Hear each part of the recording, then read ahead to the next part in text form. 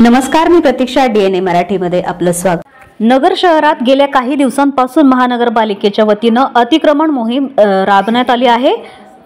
आज 25 फेब्रुवारी रोजी मुकुंदनगर परिसरात पोलीस बंदोबस्तासह महापालिकेने अतिक्रमण हटाव मोहीम हाती घेतली आहे. यावेळी महापालिकेकडून इरिगेशन रोड, बडी मस्जिद, अल अमीन ग्राउंड, गरीब नवाज मस्जिद, विखे पाटील शाळा परिसर, आयशा मस्जिद परिसरात अतिक्रमण मोहीम राबविण्यात आली. या मोहिमेअंतर्गत अनेक टपऱ्या, हातगाड्या, दुकानांवरील पत्र्याचे शेड हटवण्यात आले. महानगरपालिकेकडून शहरात आणि उपनगर भागात अतिक्रमण मोहीम राबविण्यात आली.